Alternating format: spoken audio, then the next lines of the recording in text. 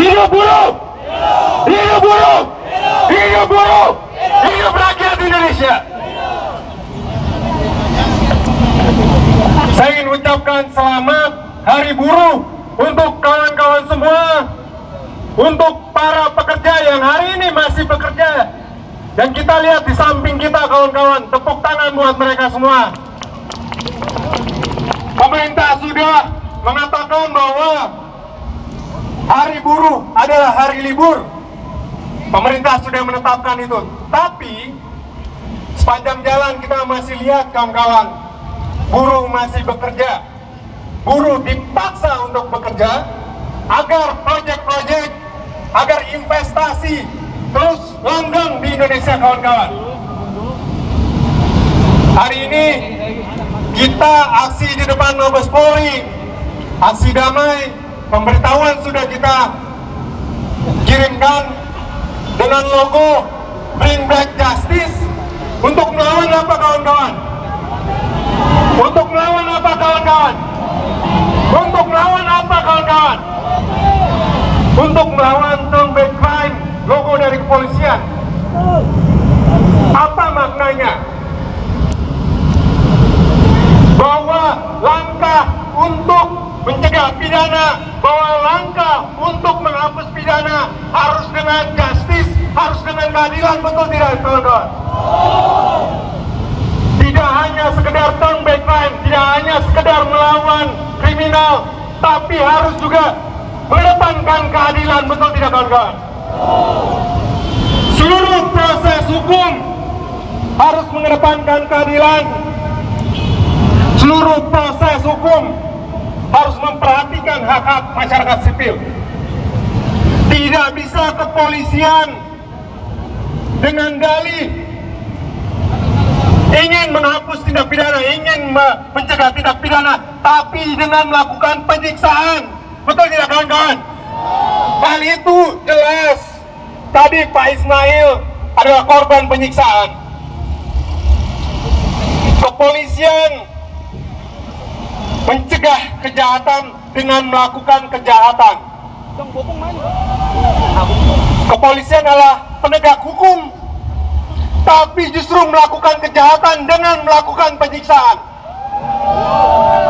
8 dari 10 orang yang diperiksa oleh kepolisian sebagai tersangka mendapatkan penyiksaan dengan berbagai bentuk kawan-kawan. Setiap kita bisa menjadi korban.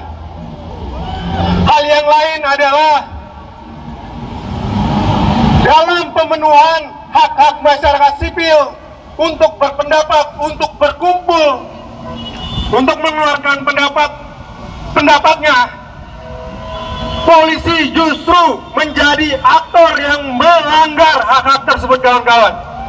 Hal tersebut terbukti dengan peristiwa tanggal 30 Oktober 2015. Polisian dengan kaos Turn Back Crime memukuli buruh, memukuli pengacara, menangkap, dan sampai saat ini harus diproses di persidangan, di peradilan, di pengadilan. Padahal ada hak imunitas terhadap para advokat yang ditangkap oleh kepolisian. Kita minta kepolisian membaca lagi undang-undang, tidak hanya sekedar KUHP ataupun KUHAP kawan-kawan, tapi juga baca undang-undang tentang menyampaikan pendapat di muka umum, baca juga undang-undang advokat, baca juga undang-undang bantuan hukum yang memberikan imunitas kepada para lawyer. Sebagian besar di sini adalah lawyer ataupun calon lawyer, sebagian besar di sini terancam oleh kepolisian. Di sisi lain, ada banyak tindak pidana. LBH Jakarta melakukan riset, ada 1.409 buruh yang di PHK dengan alasan, dengan dasar, dengan motif pemberangusan serikat kawan-kawan. Artinya buruh di PHK dan karena tidak boleh berserikat. Padahal Undang-Undang Serikat Buruh mengatakan bahwa buruh tidak bisa dihalangi haknya untuk berserikat dan ancaman pidananya adalah 1 sampai 5 tahun. Apakah polisi tahu? Apakah polisi menegakkan itu. Tangkap pengusaha-pengusaha yang melakukan pemberantasan serikat, jangan tangkap buruh. Jika polisi tidak menangkap pengusaha yang melakukan pemberantasan serikat, artinya polisi melindungi para penjahat, kawan-kawan. Pelanggaran upah di bawah minimum, dibayar di bawah upah minimum, itu adalah pidana 1 bulan sampai 4 tahun. Berapa banyak buruh yang dibayar di bawah upah minimum? Apakah ada pengusaha yang ditangkap oleh kepolisian? Apakah ada yang sidik oleh kepolisian? Diterima pun laporannya tidak, kawan-kawan. Oleh karena itu LBH Jakarta mengatakan kepada pihak Mabes Polri agar segera membentuk tes khusus mengenai perburuan. Dulu zaman Pak Bambang Hendarso Danuri, mereka menjanjikan akan membuat tes khusus pidana perburuan. Tapi sampai saat ini sudah berapa Kapolri berganti, tidak ada realisasi, kawan-kawan. Tidak ada realisasi, kawan-kawan. Berbagai pidana perburuan tetap langgeng, tidak diproses. Saya akan bacakan surat kita kepada Mabes Polri.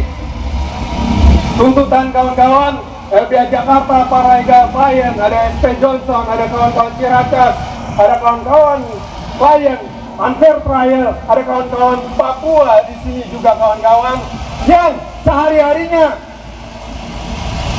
juga disiksa oleh aparat kepolisian. Kemarin ada penangkapan 2 orang aktivis Papua, hanya memberikan pemberitahuan aksi langsung ditangkap, kawan-kawan. Aktivis Papua juga menyebarkan selebaran, juga ditangkap. Katanya mau NKRI, katanya mau negara kesatuan, tapi kenapa saudara-saudaranya juga disiksa? Kenapa saudara-saudaranya juga diperlakukan tidak adil? Pantas bagi kami menuduh aparat-aparat justru ingin Papua merdeka dengan cara melakukan torture, dengan cara melakukan pemberangusan, dengan cara melakukan penyiksaan terhadap kawan-kawan Papua. Hal tersebut terjadi di Timur Leste, kawan-kawan. Semakin saudara-saudara kita direpresi, maka tekanan akan semakin tinggi. Dan akhirnya Timur Leste lepas. Jadi kalau polisian berdalih NKRI harga mati, jangan matikan kawan-kawan kami di Papua.